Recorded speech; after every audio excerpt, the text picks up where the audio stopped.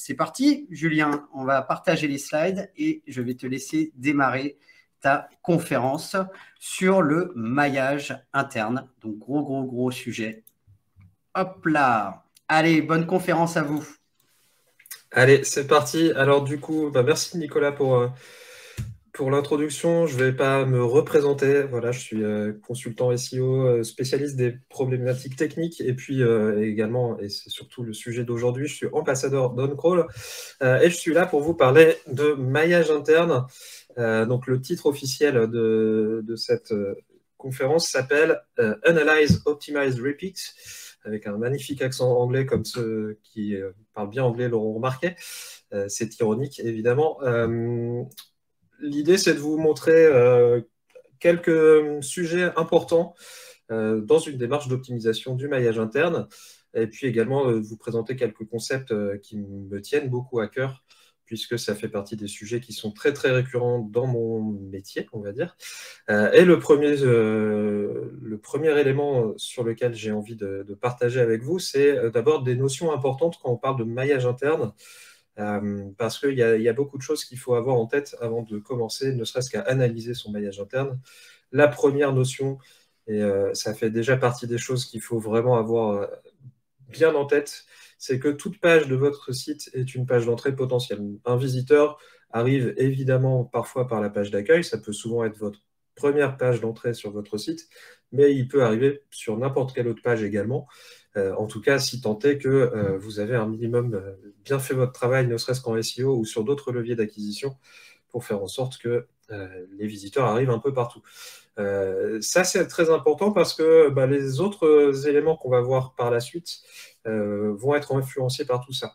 Un exemple très simple, si j'ai un visiteur qui arrive sur une page produit sur un site e-commerce, il ne faut pas qu'il soit enfermé sur cette page produit, il faut que je lui permette certes de convertir, d'acheter le produit, mais peut-être qu'il a envie d'aller consulter d'autres produits dans la même catégorie ou dans d'autres catégories. Je vais devoir réfléchir à la manière dont je conçois mon maillage pour que je puisse naviguer tranquillement sur le site, quelle que soit la page d'entrée. Autre notion qui est très importante à mes yeux, c'est le scope SEO, c'est-à-dire en gros quelles sont les pages que je vais considérer comme étant de mon ressort en tant que consultant ou que responsable SEO. Grosso modo, pour moi, on a trois grands groupes de pages, on va dire. On va avoir le plus gros cercle qui sont les URL disponibles, c'est-à-dire toutes les pages du site, y compris des choses qu'on ne peut pas forcément voir lorsqu'on n'est pas connecté, par exemple, lorsqu'on ne remplit pas des formulaires, etc. etc. On va avoir également un cercle un petit peu plus restreint qui va représenter toutes les URL qui sont crawlables, c'est-à-dire toutes les URL qui peuvent être accessibles, notamment pour un robot d'un moteur de recherche. Et en gros, ça correspond plus ou moins à tout ce qui est accessible en cliquant sur un lien interne sur le site. Et puis, parmi ces URL crawlables, on a un dernier élément qui sont les URL indexables. Donc, l'idée, c'est d'avoir des pages qui répondent bien avec un code HTTP 200, qui sont bien indexables, qui n'ont pas une balise canonical, par exemple, qui renverrait vers une autre page, etc. etc. Et l'idée, évidemment, c'est que le scope SEO, pour moi, c'est justement ces deux derniers cercles concentriques. Donc, tout ce qui est accessible via un lien interne, ça m'intéresse parce que c'est justement le sujet du jour, gérer nos liens internes. Et puis, évidemment, je vais essayer de faire en sorte que toutes ces pages qui sont accessibles via un lien interne soient au maximum possible des pages indexables. L'autre notion par rapport à tout ça, c'est que tout ce qui concerne les résultats de moteurs de recherche interne, les espaces connectés, etc., c'est pas vraiment de mon ressort. Je peux avoir un avis dessus, je peux donner des éléments de recommandation, on va dire, mais j'ai envie de dire que c'est pas mon job et charge à la personne en charge, justement, de faire ce qu'elle veut dessus. Et puis, un dernier élément qui est vraiment important, c'est cette réflexion à avoir sur le maillage interne en pensant que c'est un maillage en 3 dimensions. Je vais vous parler notamment de maillage descendant, de maillage remontant et de maillage transverse. On va voir rapidement un petit peu plus dans les détails ce que ça veut dire. Donc le maillage descendant, c'est tout simplement lorsque j'arrive sur une page d'un niveau supérieur, les liens qui vont me permettre de descendre dans la hiérarchie de mon site, d'accéder au niveau inférieur dans l'arborescence. Inversement, le maillage remontant va concerner du coup tous les liens qui vont me permettre de remonter dans l'arborescence. Donc typiquement, on va parler de fil d'Ariane, on va parler de ce genre de choses-là. Jusque-là, il n'y a rien qui devrait trop vous surprendre. Et puis le dernier élément et la dernière dimension du maillage interne, il va concerner tout simplement les liens transverses. On verra tout à l'heure quelques exemples de tout ça, et on va en parler un peu plus dans les détails, mais grosso modo, c'est un des éléments qui est probablement les plus importants pour le SEO, parce que ça va nous permettre d'une part de créer des liens très contextualisés entre des pages de niveau équivalent, évidemment en respectant un tant soit peu tout ce qui va être thématique, etc. Et d'autre part, ça va également être souvent un levier d'amélioration du SEO très très intéressant. Moi, j'ai vécu plein d'exemples de sites sur lesquels la mise en place d'un bon maillage transverse a permis d'obtenir des bons résultats. On verra quelques exemples tout à l'heure. Maintenant qu'on a dit tout ça, on va passer à une première partie d'analyse, puisque il va falloir commencer à regarder où on est, qu'est-ce qu'on a en stock, entre guillemets, et puis qu'est-ce qu'on peut améliorer ou pas. Donc on va faire en gros un genre d'audit de notre maillage. Et du coup, se pose la question de quelles sont les données, quels sont les outils qu'on peut utiliser pour analyser tout ça. Moi, j'en ai noté 3 ici qui sont un peu vagues, évidemment. Les 2 premiers sont vraiment essentiels à mes yeux. C'est important d'avoir évidemment un outil pour crawler le site et être capable du coup de simuler entre guillemets le parcours d'un robot, d'un moteur de recherche sur le site, avec quelques biais sur lesquels je ne vais malheureusement pas rentrer en détail aujourd'hui, mais concrètement, un crawler tel que OnCrawl ou d'autres outils sur le marché ne va pas du tout se comporter de la même manière qu'un crawler comme celui de Google, donc Googlebot, parce que les logiques ne sont pas les mêmes, les temporalités ne sont pas les mêmes également. Lorsqu'on fait un crawl avec un outil SEO, notre but, c'est d'avoir un crawl qui soit le plus exhaustif possible d'un site, et le tout réalisé en un temps record, entre guillemets.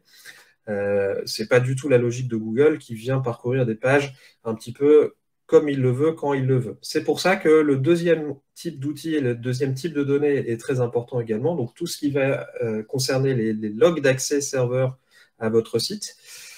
Et ça va en fait nous permettre d'aller voir tout ce qui se passe sur le site, y compris le trafic qui est généré par les robots des moteurs de recherche. Donc on va être capable comme ça de savoir quelles sont les pages que Google est venu voir sur mon site, à quelle fréquence, à quelle date il est venu ou pas, est-ce qu'il vient bien parcourir mes nouvelles pages par exemple, etc. etc. C'est vraiment un des outils les plus essentiels et efficaces quand on parle de SEO technique. Et puis du coup, j'ai mis une troisième petite case avec ce que j'ai appelé les autres outils. Les autres outils, c'est tout simplement tout ce qui va nous permettre d'enrichir ces données-là. On peut déjà faire un bon boulot avec simplement du crawl et de l'analyse de log, mais évidemment, lorsqu'on commence à rajouter des informations qui vont nous permettre de juger de la performance et des résultats obtenus par nos pages, c'est d'autant plus intéressant. Donc là, on va pouvoir, par exemple, se parler trafic, extraire des données de Google Analytics ou de tout autre outil d'analyse du trafic. Mais on va également pouvoir intégrer peut-être des données de stock, des données de marge sur un site e-commerce, de rentabilité, etc. etc. En fait, libre à vous d'intégrer les données qui vous paraissent pertinentes. Ça ne fera que rendre justement vos analyses le plus pertinent possible. Et du coup, je vous encourage à choisir les bons outils qui vous permettent de mêler toutes ces sources de données-là ensemble, parce que c'est là où le summum de notre analyse en SEO va pouvoir se faire. Maintenant qu'on a dit ça, on va commencer par une première phase de nettoyage, parce que avant de commencer à optimiser les choses, il faut déjà corriger les petits soucis. Donc l'objectif dans un premier temps, il est tout simplement de corriger les erreurs, de faire en sorte qu'on ait un site qui soit propre. Et le premier élément auquel je vais m'intéresser, c'est le volume de données. Donc, je vais comparer tout simplement le nombre d'URL que j'ai trouvé lorsque j'ai crawlé le site avec le nombre d'URL que Google connaît sur mon site, d'après ce que me disent les logs. Et puis également, rajouter par exemple le nombre de pages indexées, le nombre de pages actives, c'est-à-dire de pages qui génèrent du trafic sur mon site sur une période donnée. Et éventuellement, ce qui peut être très intéressant également, c'est de comparer tout ça avec l'inventaire de produits ou d'annonces ou de pages que j'ai dans ma base de données. L'idée, c'est qu'il peut y avoir vraiment des différences entre ces différents volumes de données et on doit être capable d'identifier si on a des volumes qui sont similaires et représentatifs. On trouve rarement les mêmes données exactement. L'idée, c'est évidemment d'avoir les mêmes ordres de grandeur et à quelques pourcents près les mêmes volumes partout.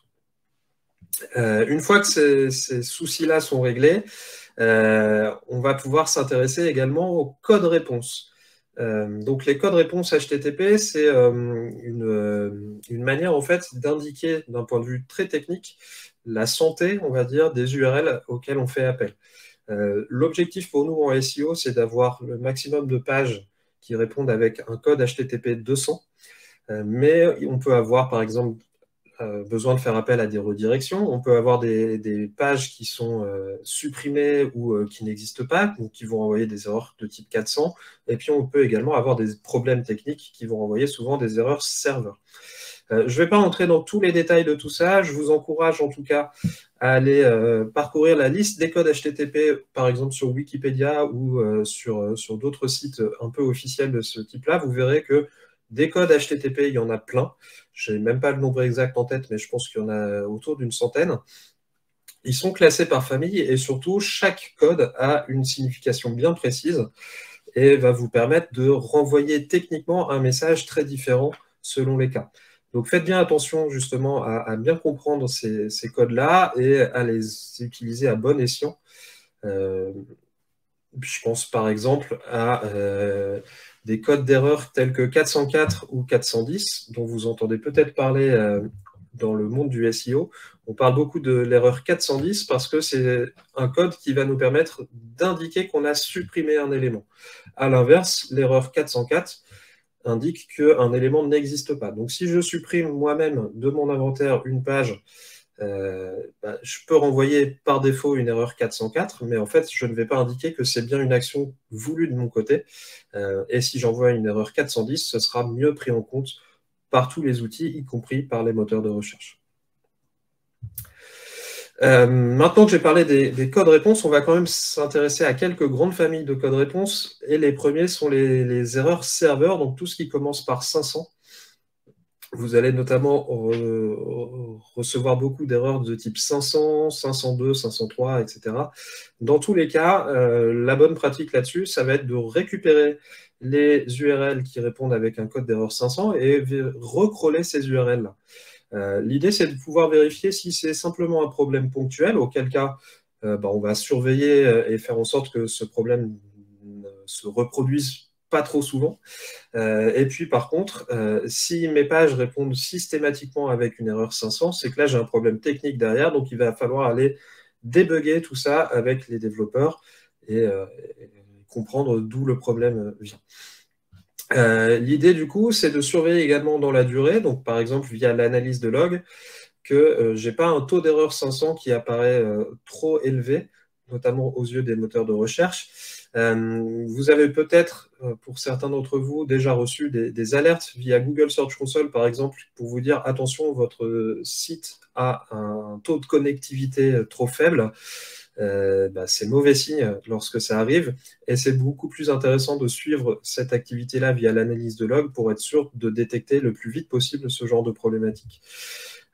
L'idée, c'est que sur un site, notamment sur des sites qui commencent à avoir une volumétrie de page un peu élevée, c'est assez récurrent d'avoir de temps en temps quelques erreurs. Je vous ai mis ici une capture d'écran d'un client sur lequel on voit qu'on a parfois des montées jusqu'à 4-5 erreurs par jour. On est sur un site où on a plus de 100 000 visites de Googlebot chaque jour. Donc, s'il rencontre une fois sur 100 000 une erreur 500, ce n'est pas dramatique du tout. Par contre, lorsque je vais commencer à en avoir quelques centaines, là, c'est qu'il y a vraiment un problème technique. Et du coup, il faut absolument pouvoir réagir le plus vite possible. Autre type d'erreurs, ce sont les erreurs qui concernent tout ce qui va être page supprimée ou page introuvable. Et ici, la logique va être très très simple, c'est tout simplement de corriger les liens qui pointent vers ces pages en erreur. Donc, concrètement, il y a deux cas de figure. Soit j'ai une page équivalente et du coup, je vais simplement remplacer le lien et puis rediriger l'URL erronée vers la nouvelle URL. Et si je n'ai pas de page équivalente, la plus simple des optimisations à faire, c'est tout simplement de supprimer le lien. Et du coup, s'il n'y a plus de lien, il n'y a plus de problème. Dernier cas, ce sont les redirections, donc tous les codes en 300 quelque chose. Là-dessus, une info qui est très très importante à retenir, c'est qu'une redirection, c'est un échange supplémentaire entre l'internaute et votre site, et du coup, c'est grosso modo, en grossissant un petit peu le trait, en moyenne, c'est 500 millisecondes de perdu. Donc une demi-seconde de perdu si jamais vous avez une redirection pour passer d'une page A à une page B. L'idée, c'est qu'on va du coup éviter d'avoir notamment des chaînes de redirection, donc c'est-à-dire des liens depuis A qui redirigent vers B, qui redirigent vers C, etc. Ou pire encore, des chaînes de redirection, c'est-à-dire une redirection tout simplement en boucle. J'ai dit chaîne, mais je voulais dire boucle, désolé. Et puis, évidemment, comme pour la slide précédente sur les erreurs 400, on va également essayer de mettre à jour tous les liens qui pointent vers des redirections.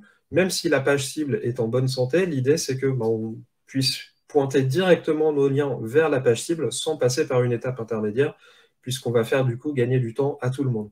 C'est vraiment un des points clés, et j'en parle souvent notamment lorsque je fais des formations. Pour moi, le rôle, ou en tout cas un des objectifs en SEO technique, c'est justement de faire gagner du temps aux internautes et à Googlebot. Et si votre site est facile à comprendre pour tout le monde, eh bien, vous aurez des bons résultats.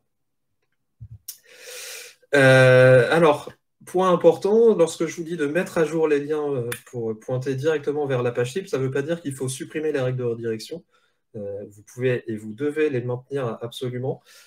C'est vraiment deux éléments qui sont distincts, donc pensez bien à conserver vos règles de redirection, voire même à surveiller qu'elles ne sautent pas avec le temps. Dernier petit point sur cette partie nettoyage. Donc, comme je l'ai dit, l'objectif, c'est qu'on ait un maximum de pages en 200. Maintenant, lorsque je vois un graphique comme celui-ci où on a 100% de nos pages qui répondent en 200, pour moi, c'est un petit peu problématique, on va dire, ou en tout cas, ça attire mon attention. Du coup, je vous encourage également à bien surveiller le fait que votre site, votre serveur est bien configuré pour renvoyer les bons codes réponses dans les bons cas de figure. Ici, typiquement, si je vais sur le site de SEMJ et que je teste une URL qui ne doit pas exister avec cet outil en ligne, alors il y en a plein d'autres qui existent, vous pouvez également utiliser des crawlers, etc. En tout cas, n'hésitez pas à tester justement des URL qui ne doivent pas exister, par exemple, pour bien vérifier que dans les entêtes HTTP, on a bien le bon code réponse qui apparaît. Parce que si ce n'est pas le cas, ça veut dire que vous avez un problème technique et que, par exemple, si toutes mes URL répondent en 200, je peux demander à Google d'indexer un petit peu tout et n'importe quoi sur mon site, ce qui pourrait s'avérer assez problématique. Maintenant que cette phase de nettoyage est terminée, on va passer à l'analyse à proprement parler. Et donc là, l'idée, ça va être d'identifier les problèmes et de voir ce qu'on peut commencer à améliorer pour faire en sorte que notre maillage soit efficace et optimal pour le SEO. Le premier point important, c'est que je vais essayer de faire en sorte que les liens internes que je propose n'envoient que vers des pages qui sont indexables, donc qui font bien partie de mon scope SEO, mais qui soient bien indexables pour les moteurs de recherche. Ça veut dire notamment que je vais faire la chasse à tous les liens qui vont pointer vers des pages en no-index, des pages interdites par le robots.txt par exemple, ou encore des pages qui contiendraient une balise canonical qui elle-même pointe vers une autre page.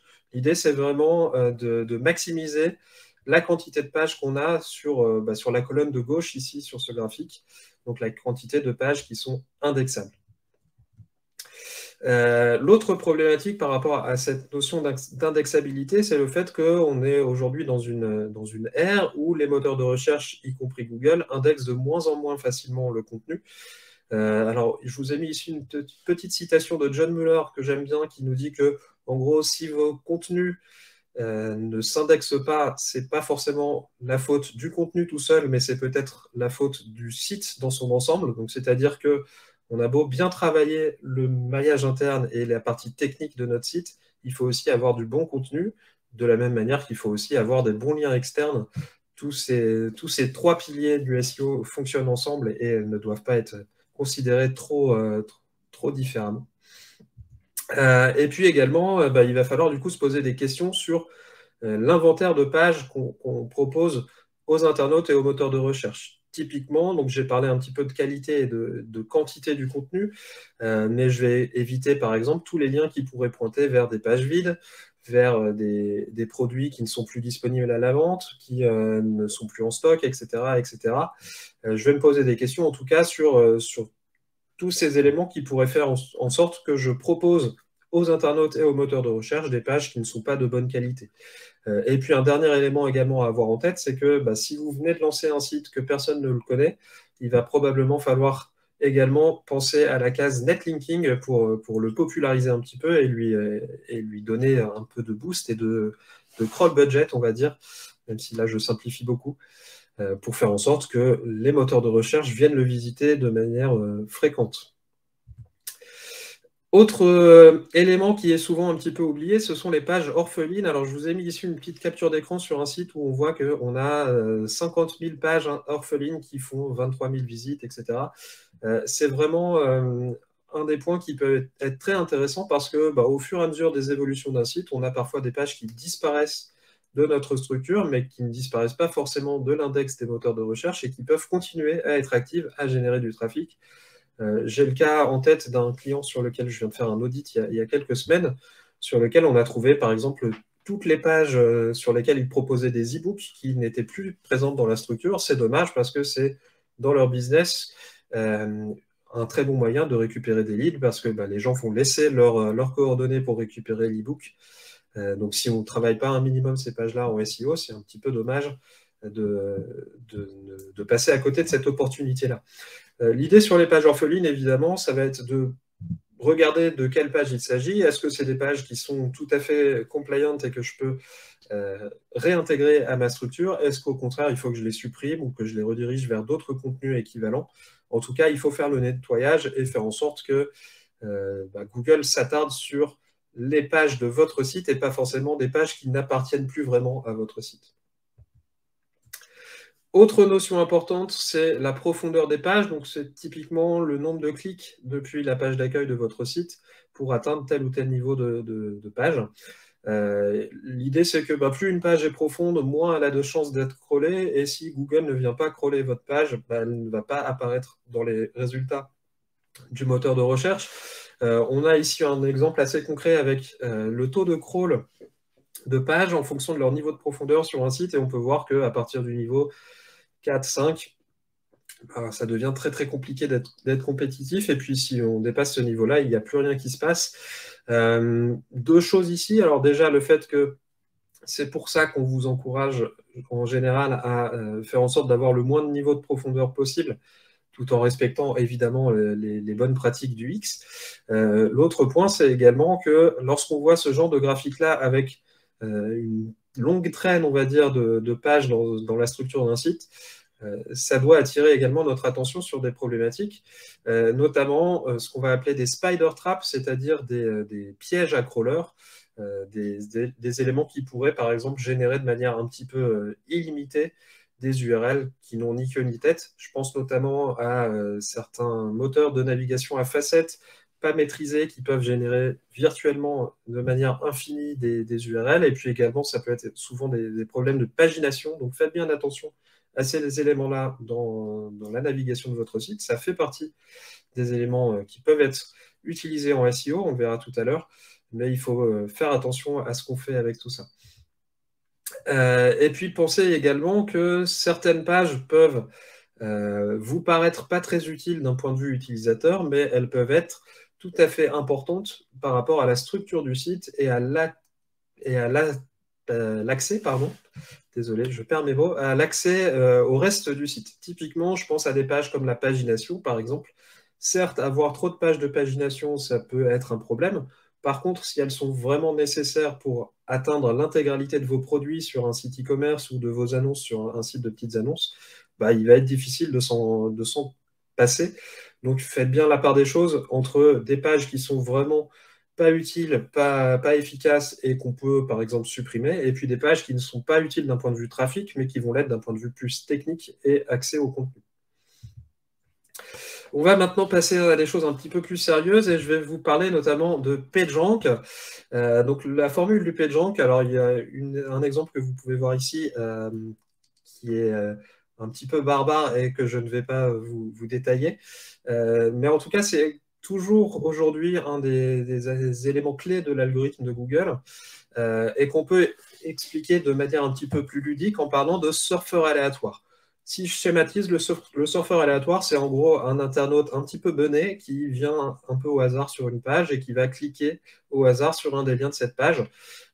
Et le PageRank, c'est grosso modo la probabilité que le surfeur aléatoire arrive sur une page en fonction justement de ce comportement-là.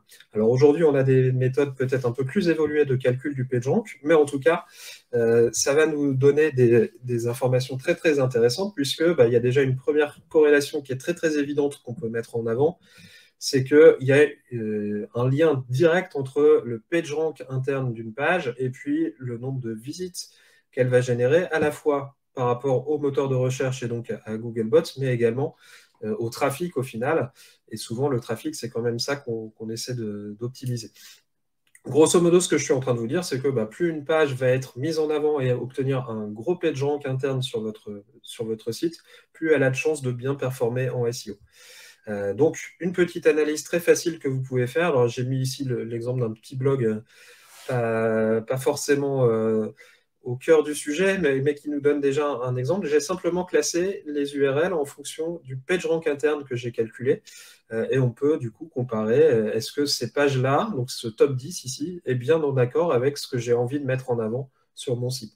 Alors ici, on est sur un site où il y a un petit peu de travail SEO qui a été fait, il y a encore beaucoup de choses à faire, mais sur plein d'autres sites, vous allez tomber parfois sur des mentions légales, la page de contact, etc., etc.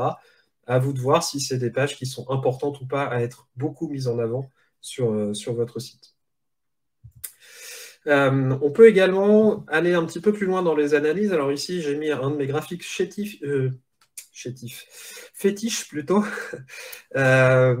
qui se lit de bas en haut. En gros, on a en bas le nombre de pages dans une catégorie donnée. La strate au-dessus, c'est la somme du PageRank interne pour cette catégorie. Encore au-dessus, on a le volume de visites de Googlebot sur cette catégorie-là. Et puis, pour finir, on a le nombre de visites organiques, donc de trafic SEO qu'on a généré. Ce qu'on peut voir ici, c'est qu'on a par exemple, alors je ne sais pas si on voit ma souris, mais on a une zone d'une catégorie qui est en vert, qui est la deuxième catégorie en partant de la droite, tout en bas, qui représente très peu de pages sur le site, qui n'est pas vraiment plus mise en avant que les autres d'un point de vue PageRank et donc maillage interne, mais par contre, elle va générer énormément de trafic.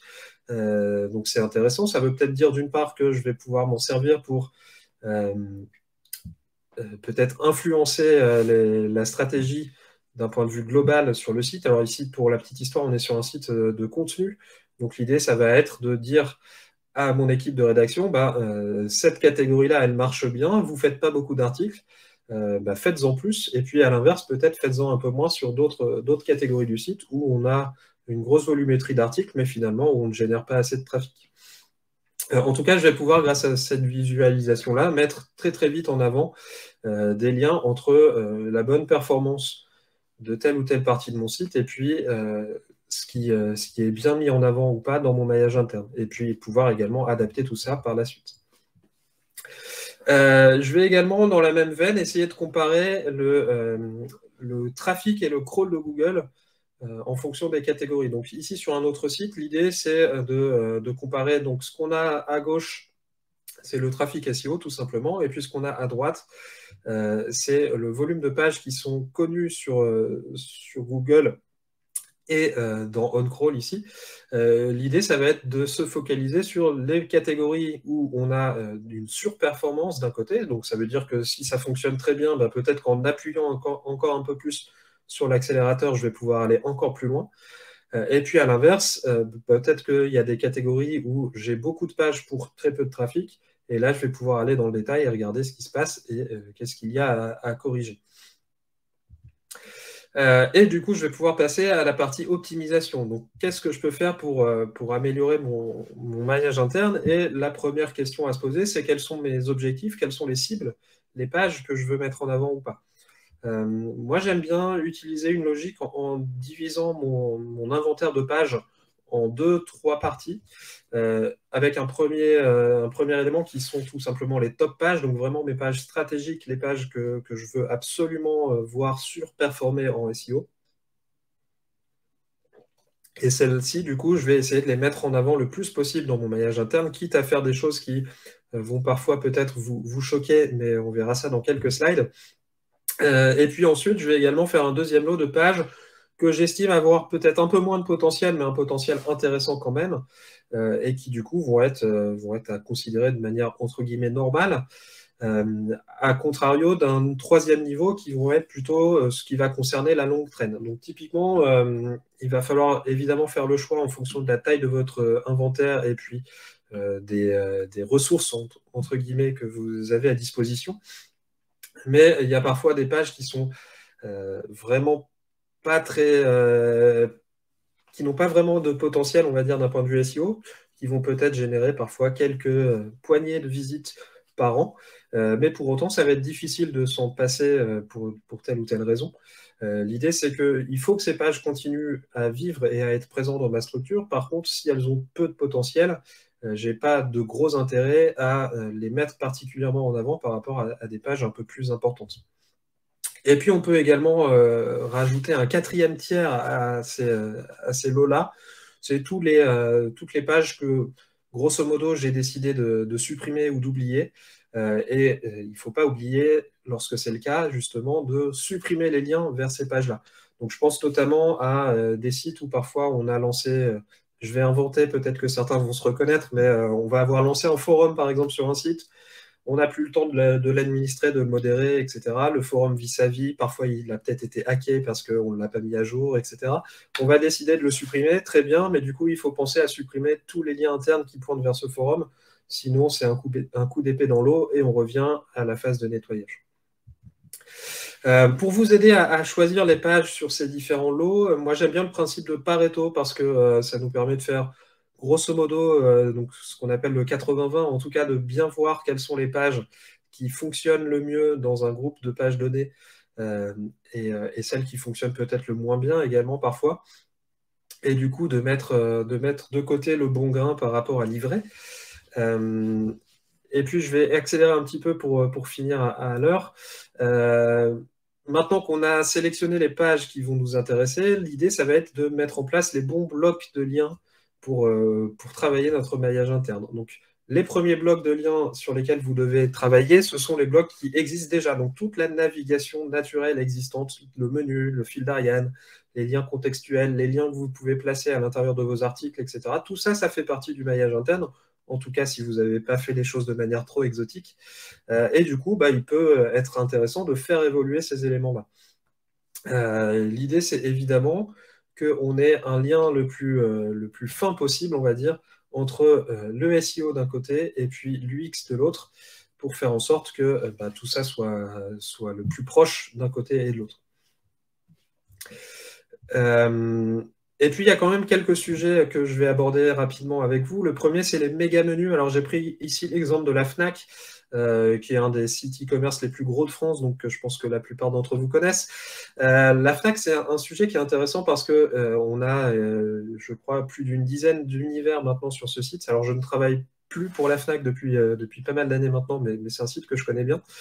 La logique sur la Fnac, elle est assez simple, c'est de se dire que sur les pages d'un univers donné, on va intégrer les liens du menu qui concerne cet univers-là, mais pas les liens des autres univers. L'idée, c'est d'éviter de polluer des liens en faisant des liens, par exemple, depuis la catégorie télévision vers la catégorie jeux vidéo, encore que ça pourrait avoir un rapport, mais j'espère que vous aurez saisi l'idée. Il y a plein d'autres subtilités qu'on pourrait expliquer sur ce méga menu, mais là, je ne vais pas avoir trop le temps. Un autre exemple également, c'est la navigation à facettes. J'en ai parlé tout à l'heure.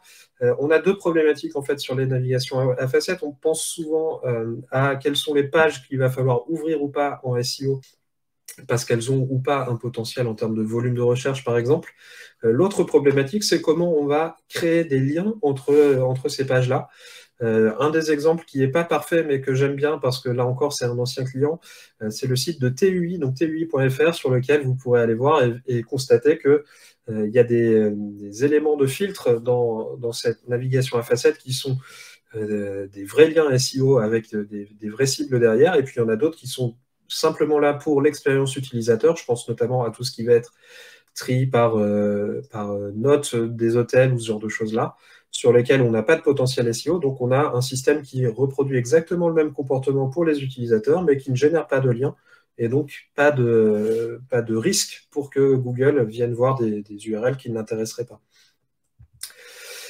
J'ai parlé également tout à l'heure de navigation transverse avec les items similaires. Alors ici, on est, pour ceux qui ne l'auraient pas reconnu, sur Amazon, où on a parfois plusieurs strates de ce type-là qui nous sont proposées. Donc là, je devais être très concrètement sur la fiche produit d'un livre Python. Et puis, on peut voir qu'on me propose plein d'autres liens vers d'autres livres en Python.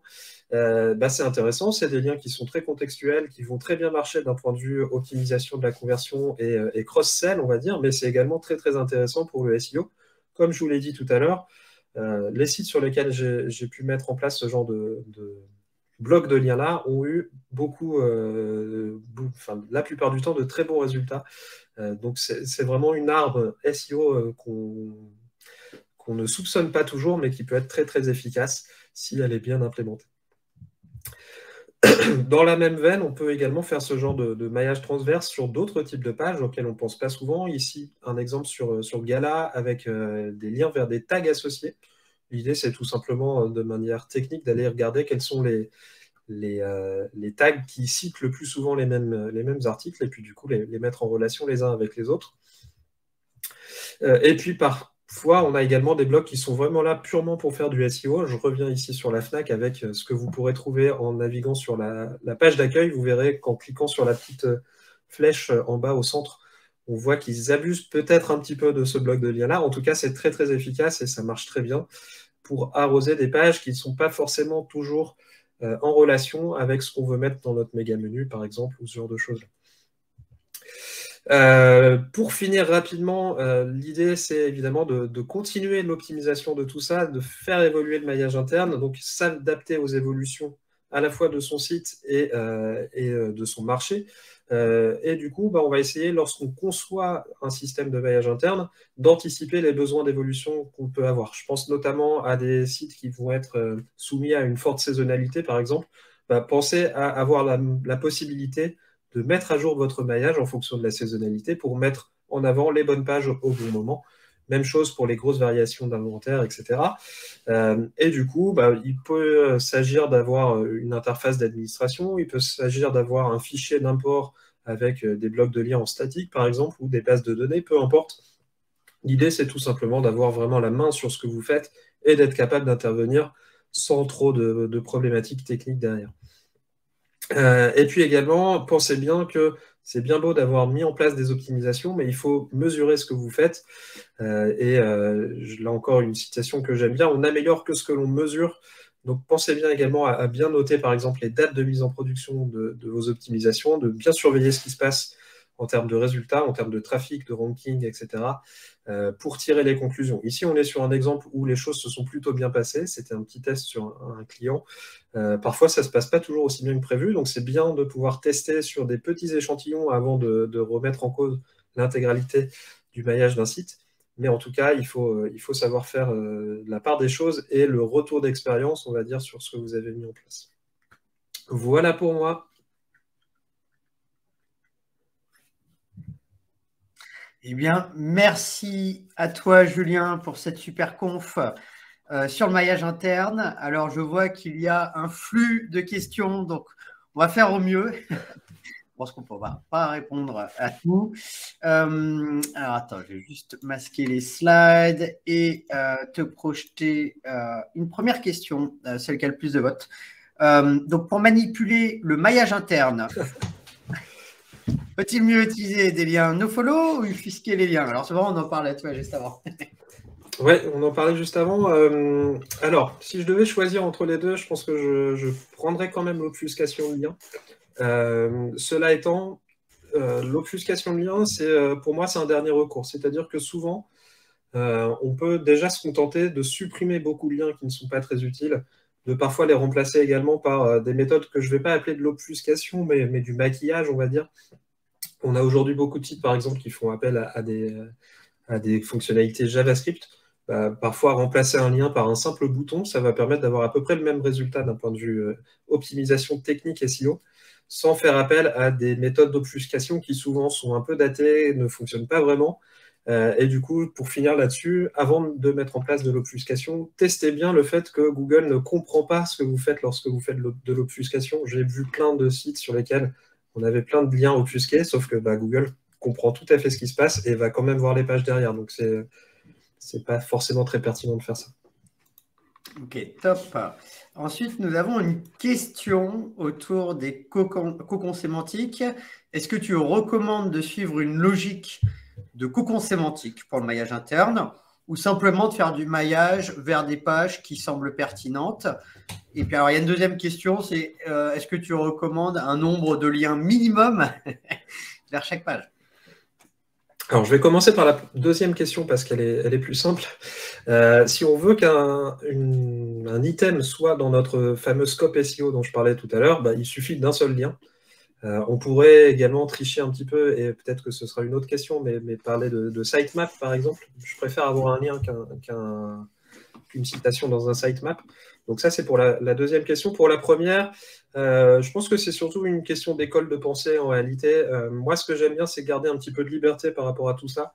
C'est-à-dire que des logiques comme le cocon sémantique, ça permet d'organiser les choses et de créer des structures qui sont cohérentes. Maintenant, il ne faut pas non plus s'enfermer là-dedans. Et si parfois on se dit que tiens, il y a un lien qui va peut-être sortir d'un cocon, mais qui fait tout à fait du sens d'un point de vue utilisateur, par exemple, il ne faut pas s'interdire de le faire et il faut absolument garder cette liberté-là. Oui, sachant qu'il y a plusieurs versions de définition de cocon en plus autour du maillage interne à avoir en tête. Voilà. Alors, dans le cas du renommage d'une URL, je crée une redirection, très bien, vers la nouvelle URL pour conserver le jus. Mais au bout de combien de temps puis-je au final supprimer cette redirection? Est-ce qu'il faut la maintenir ou est-ce qu'on peut la supprimer à un moment donné? Alors, il faut la maintenir absolument. Ça fait partie des sujets que je n'ai pas eu le temps d'aborder dans cette presse qui était déjà un peu longue. Mais moi, je vois plein d'exemples de sites sur lesquels, même plusieurs années après une migration, par exemple, on a toujours du crawl sur les anciennes URL, notamment des sites qui sont historiques, on va dire, ou qui ont une popularité assez importante. Donc c'est peut-être un peu plus facile sur des plus petits sites qui se lancent, par exemple. En tout cas, il faut absolument maintenir ces règles de redirection-là. Les choses qu'on peut envisager éventuellement, c'est notamment via l'analyse de log, d'aller regarder à quel point des règles anciennes sont toujours importantes ou pas. Mais du coup, ce sera le seul juge de paix, on va dire, pour faire ça. Très concrètement, j'ai en tête un site sur lequel la dernière migration d'URL a eu lieu il y a 3 ans. Aujourd'hui, je dois avoir à peu près 5% du crawl quotidien de Google qui est fait sur d'anciennes URL qui appartenaient justement à mon ancien scope. Donc voilà, au bout de 3 ans, j'ai toujours pas la possibilité de supprimer mes règles de redirection. Ok, donc gardez vos règles de redirection. Je voyais qu'il y avait d'autres questions, pareil pour de la refonte, c'est le même sujet. On garde les règles à moins de faire une analyse de log poussée. Alors, autre question un peu différente. Est-ce que le fait d'avoir 2 liens sur une page X qui mène vers la même page Y, est-ce que c'est un gaspillage de jus? Alors ça, c'est une vaste question. On a là encore des écoles de pensée différentes au sein de la communauté SEO. Je pense qu'il n'y a pas de bonne réponse en fait à ça. Il y a des tests qui permettent de montrer qu'il y a une influence en termes de transmission de sémantique vis-à-vis de l'encre de lien. Et du coup, a priori, il faut faire attention à la première encre qui va être trouvée. Maintenant, c'est aussi en fonction de l'emplacement des liens également. Je pense que ça, c'est plus important et plus facile à mesurer, le fait que un lien dans le cœur de la page, dans le cœur du contenu, va avoir plus de poids qu'un lien dans le footer, par exemple. Après, le fait d'avoir plusieurs fois le même lien d'une page A vers une page B. Évidemment, c'est des choses qu'on va essayer d'éviter. Maintenant, encore une fois, si ça a du sens d'un point de vue expérience utilisateur, par exemple, pourquoi s'en passer? Je ne me suis jamais dit que c'était vraiment un problème sur tous les sites sur lesquels j'ai pu bosser. Encore une fois, ça revient un petit peu à la question dont on parlait tout à l'heure sur le cocon. Je pense qu'il ne faut pas s'enfermer sur des chemins de pensée comme ça. Vous avez probablement des problématiques bien plus importantes à gérer que le fait d'avoir deux liens identiques. Donc, au-delà de ça, hein, de toute façon, ce que tu dis notamment, c'est penser à l'utilisateur, dès lors que ça fait du sens. Exactement. De toute façon, plus les années passent, plus on se dit c'est bien de penser à l'utilisateur. Donc, c'est pas mal. C'est ça. Même en SEO technique. Ok, écoute, on repart quand même sur les ratios, hein, parce que c'est très chiffré comme conférence. Est-ce qu'il y a un ratio à respecter entre lien descendant et lien ascendant? Là encore, je vais peut-être être un peu décevant, mais pour moi, il n'y a pas vraiment de ratio en particulier. Ça va vraiment dépendre des contextes et des concepts des sites, on va dire. Je pense notamment à la grosse différence qu'il peut y avoir entre des sites qui vont plutôt être sur de la localisation. Je pense à tout ce qui va être annuaire, petites annonces, etc., qui vont avoir une logique un petit peu différente de la catégorisation sur de l'e-commerce ou du média. Maintenant, la logique, c'est qu'il faut pouvoir faire ma remontée et ma redescente d'inventaire. J'ai vu passer quelques questions sur le volume de liens, par exemple, à avoir sur les pages. Je pense que c'est peut-être plutôt ça la question à se poser. C'est à quel moment je dois me dire que là, j'ai peut-être un peu abusé sur le nombre de liens sur ma page et il faut réduire un petit peu la voilure. Et encore une fois, c'est encore très, très lié pour moi à l'expérience utilisateur. C'est des choses qui peuvent se mesurer, hein, tout simplement le volume de clics ou le volume d'attention, on va dire, des internautes sur tel ou tel bloc de liens. Ça peut vous permettre de faire le choix. Ok, top. Alors là, on a une autre question, d'ailleurs, qui rejoint, je crois, une slide que tu as présentée. Tu présentais une slide autour des tags. Donc là, est-ce que le tagging, justement, d'articles de blog peut être utile, justement, en maillage interne et en SEO? Alors pour moi, ça l'est d'autant plus sur des sites qui commencent à avoir un volume important de contenu. Parce que les tags, ça peut être vu plus ou moins comme simplement des catégories, sauf que y a un moment où avoir beaucoup de catégories, ça devient compliqué à gérer, et c'est plus facile d'un point de vue administration, on va dire, de passer par des tags. Donc dans ces cas-là, effectivement, ça peut être utile d'avoir ce genre de page-là. Ça mène par contre à des problématiques, notamment sur le fait que on a souvent des doublons de tags, par exemple. Sur l'exemple justement que je montrais, je ne suis pas rentré dans les détails par manque de temps, mais on nous parle de décès, dommages, de mort, d'enterrement, etc. C'est toujours la même logique. Donc il faut aussi penser, lorsqu'on utilise les pages tags, à essayer de garder un peu la main là-dessus, de faire du nettoyage de temps en temps, voire d'avoir des logiques un petit peu plus importantes. J'ai en tête un client sur lequel, où justement, on a une logique de se dire que on n'ouvre pas une page tag tant qu'il n'y a pas au moins un nombre de, 4-5 articles publiés sur ce tag-là. S'il n'y a pas au moins ce volume-là, le tag n'existera pas côté utilisateur. Il existe techniquement dans notre base de données, mais il ne sera pas affiché sur le site. Et d'ailleurs, peut-être pour compléter la question, est-ce que derrière la création de ces pages tags, tu vas essayer justement de les rapprocher de mots-clés avec des volumes de recherche ou pas forcément? Alors malheureusement, généralement, les tags, c'est plutôt les équipes de rédaction qui vont les gérer et on n'a pas toujours la main là-dessus. Évidemment, et dans un monde idéal, ce serait l'idéal de faire ça. C'est rarement possible, en tout cas sur les sites sur lesquels je bosse. Ok, super. Alors là, on va changer un petit peu de scope. Tiens, j'arrive plus à me montrer la question, c'est pas grave. Alors, vous avez parlé de page contact, mention légale concernant le PageRank. Et c'est vrai, souvent, c'est des pages qui reçoivent énormément de liens pour le coup. Donc, en PageRank interne, le score doit être plutôt élevé. Donc, justement, par rapport à ces pages, c'est quoi ton conseil? Est-ce qu'il faut les offusquer? Est-ce qu'il faut du nofollow interne? Est-ce qu'il faut rien faire? Alors là encore, hein, c'est une question compliquée. Je vais répondre deux choses. La première, c'est que il faut faire attention à ces pages-là parce qu'on nous parle notamment, alors c'est pas un sujet qui est très à la mode en France, mais qui est un peu plus Dans le monde anglo-saxon, par exemple, on nous parle de EAT, donc expertise, autorité, trust, etc. Le fait d'avoir ce type de page-là, c'est un des éléments, c'est marqué dans la doc de Google, hein, qui est vraiment important. Donc, avoir une page mention légale sur son site, c'est important. Maintenant, si votre page, elle est maillée sur toutes les pages ou pas, est-ce que c'est important? Ça, on n'a pas la réponse, donc peut-être qu'il faut le tester.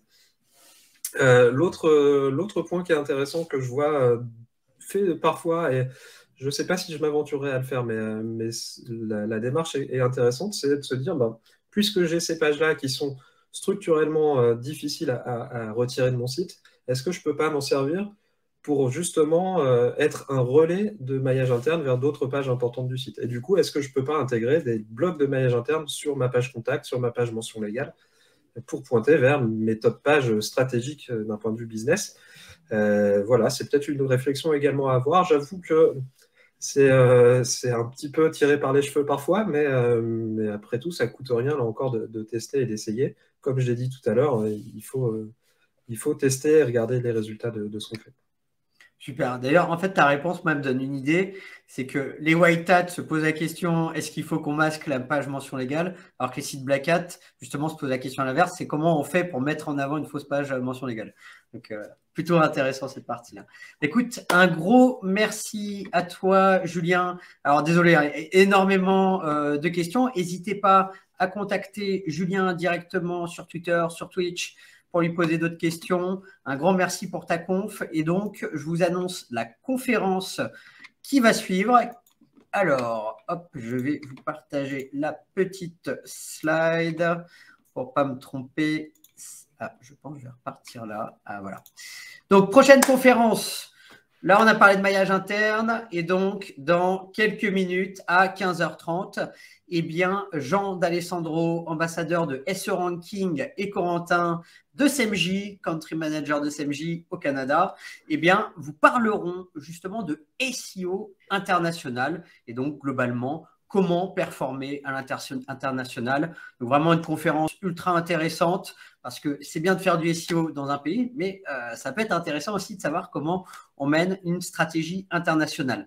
Donc, pour rappel, vous avez les liens par mail et donc la conférence démarre pile poil dans 5 minutes à 15h30.